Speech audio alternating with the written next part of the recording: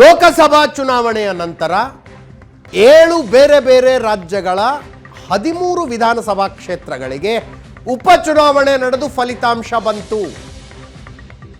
13 ವಿಧಾನಸಭಾ ಕ್ಷೇತ್ರಗಳಿಗೆ 13ರ ಪೈಕಿ ಬಿಜೆಪಿ ಗೆದ್ದುಕೊಳ್ಳೋದಕ್ಕೆ ಸಾಧ್ಯ ಆಗಿರೋದು 2 ಮಾತ್ರ. ಲೋಕಸಭಾ ಚುನಾವಣೆಯ ನಂತರ ಮೊದಲ ಬೈ ಎಲೆಕ್ಷನ್ ಇದು.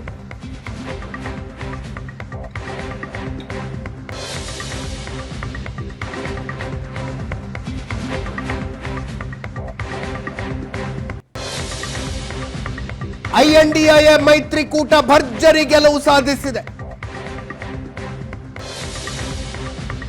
13 ಕ್ಷೇತ್ರಗಳ ಪೈಕಿ 10ರಲ್ಲಿ ಮೈತ್ರಿಕೂಟಕ್ಕೆ ಗೆಲುವು, 2 ಬಿಜೆಪಿ, 1 ಪಕ್ಷೇತರ.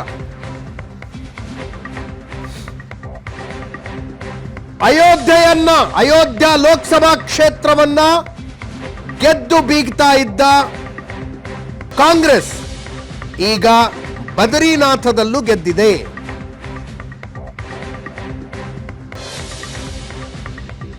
INDA ಮೈತ್ರಿಕೂಟ ಗೆದ್ದಿತ್ತು ಅಯೋಧ್ಯೆಯಲ್ಲಿ, ಸಮಾಜವಾದಿ ಪಕ್ಷದ ಕ್ಯಾಂಡಿಡೇಟ್ ಗೆದ್ದಿತ್ತು. ಈಗ ಬದರಿನಾಥದಲ್ಲಿ ಕಾಂಗ್ರೆಸ್ ಗೆದ್ದಿದೆ.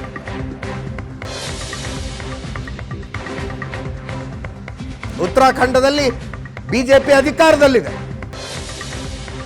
ಬದರಿನಾಥ ಬೈ ಎಲೆಕ್ಷನ್ನಲ್ಲಿ ಬಿಜೆಪಿಗೆ ಸೋಲು, ಕಾಂಗ್ರೆಸ್ಸಿಗೆ ಗೆಲುವು.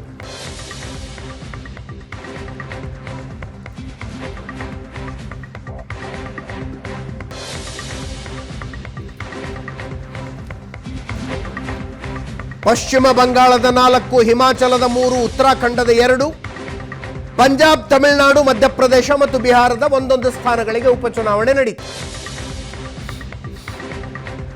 ಇದರಲ್ಲಿ ತೃಣಮೂಲ ಕಾಂಗ್ರೆಸ್ ಪಶ್ಚಿಮ ಬಂಗಾಳದಲ್ಲಿ 4ಕ್ಕೆ4 ಗೆದ್ದಿದೆ. ಕಾಂಗ್ರೆಸ್ ಒಟ್ಟು 4 ಕ್ಷೇತ್ರಗಳಲ್ಲಿ ಗೆದ್ದಿದೆ. ಬಿಜೆಪಿ 2, INDA ಮೈತ್ರಿಕೂಟದ ಆಮ್ ಆದ್ಮಿ ಪಕ್ಷ 1, ಮೈತ್ರಿಕೂಟದ DMK 1, ಪಕ್ಷೇತರರು ಒಬ್ಬರು ಗೆದ್ದಿದ್ದಾರೆ.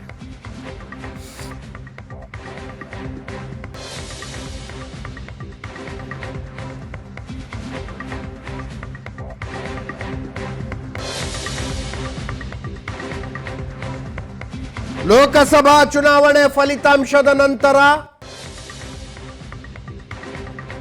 ವಿಧಾನಸಭಾ ಚುನಾವಣೆಗೆ ನಡೆದ ಬೈ ಎಲೆಕ್ಷನ್ಸ್ ಇವು. 7 ರಾಜ್ಯಗಳ 13 ಕ್ಷೇತ್ರಗಳಿಗೆ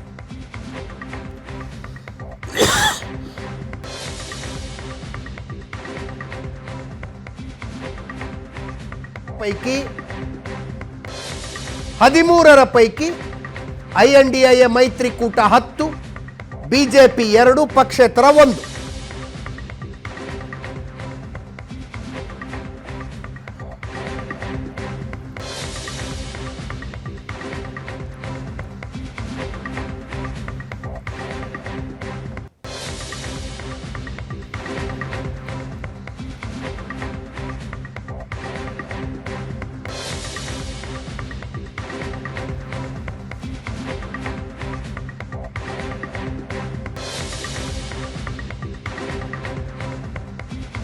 ಕರ್ನಾಟಕದಲ್ಲಿ 15ನೇ ತಾರೀಖಿನಿಂದ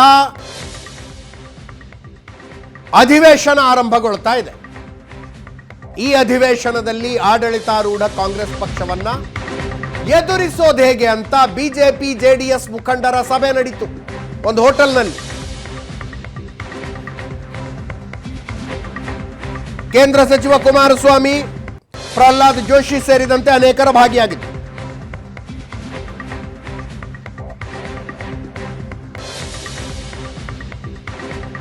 ವಿರೋಧ ಪಕ್ಷದ ನಾಯಕ R. ಅಶೋಕ್ ಅವರ ನೇತೃತ್ವದಲ್ಲಿ ನಡೆದ ಸಭೆ ಇದು.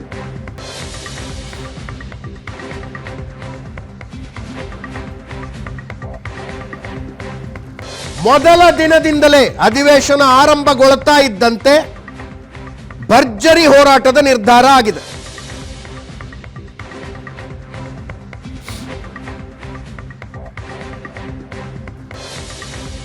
ಸಭೆಯ ದೃಶ್ಯಗಳನ್ನು ನೋಡ್ತಾ ಇದ್ದೀರಿ.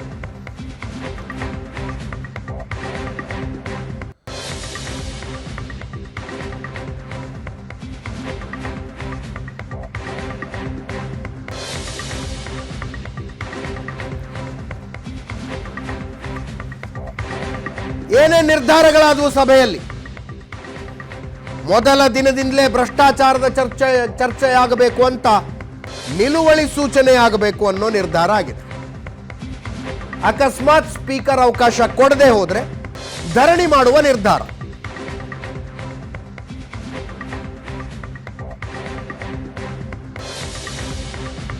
ಮೊದಲು ವಾಲ್ಮೀಕಿ ನಿಗಮದ ಅವ್ಯವಹಾರದ ಚರ್ಚೆ, ಆನಂತರ ಮೂಡ ಹಗರಣದ ಚರ್ಚೆಯಾಗಬೇಕು. 1 ವಾರ ಸದನ ವಿಸ್ತರಿಸಿ ಅಂತ ಮನವಿ ಮಾಡಿಕೊಳ್ಳೋ ನಿರ್ಧಾರ ಆಗಿದೆ. ಗ್ಯಾರಂಟಿ ಯೋಜನೆಗಳಿಗಾಗಿ ಅಭಿವೃದ್ಧಿಗೆ ದುಡ್ಡಿಲ್ಲ ಅನ್ನುವ ಚರ್ಚೆ, ಈ ಚರ್ಚೆಗಳನ್ನು ಎತ್ತಿಕೊಳ್ಳಬೇಕು ಅನ್ನುವ ನಿರ್ಧಾರ. ಕೇಳಿಸ್ಕೊಳ್ಳಿ ಯಾವ ಮುಖಂಡರೇನು ಹೇಳಿದ್ರು.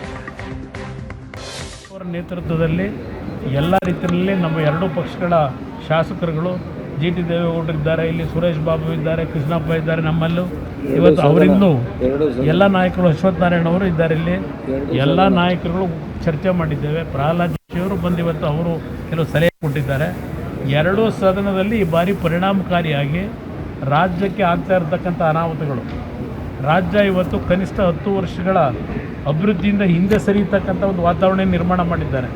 ಅದು ಎಲ್ಲದರ ಬಗ್ಗೆ ಒಂದು ಧ್ವನಿಯಾಗಿ ಕೆಲಸ ಮಾಡತಕ್ಕಂಥ ಸೋಮವಾರದಿಂದ ಪ್ರಾರಂಭ ಆಗುವಂಥ ವಿಧಾನಸಭಾ ಅಧಿವೇಶನದಲ್ಲಿ ಮೊದಲ ಬಾರಿಗೆ ಈ ಅಧಿವೇಶನದಲ್ಲಿ NDA ಆಗಿ, ಇಷ್ಟು ದಿನ BJP ಮತ್ತು JDS ಅಂತ ಇತ್ತು, ಈಗ NDA ಆಗಿ ಎರಡೂ ಸದಸ್ಯರು ವಿಧಾನಸಭೆ ಒಳಗಡೆ ವಿಧಾನ ಪರಿಷತ್ ಒಳಗಡೆ ಜಂಟಿಯಾಗಿ ಈ ಸರ್ಕಾರಕ್ಕೆ ಬಿಸಿ ಮುಟ್ಟುವಂಥ ಕೆಲಸವನ್ನು ಮಾಡಬೇಕಾಗಿದೆ.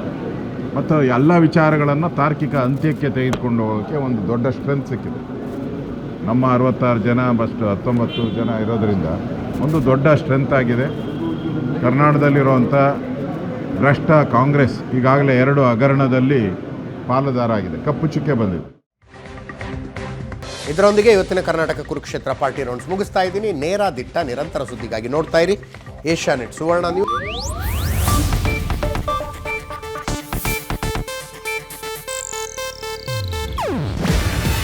ಇದು ಏಷ್ಯಾನೆಟ್ ನ್ಯೂಸ್ ನೆಟ್ವರ್ಕ್ ಪ್ರಸ್ತುತಿ. ನೀವು ನೋಡ್ತಿದ್ದೀರಾ ಏಷ್ಯಾನೆಟ್ ಸುವರ್ಣ ನ್ಯೂಸ್.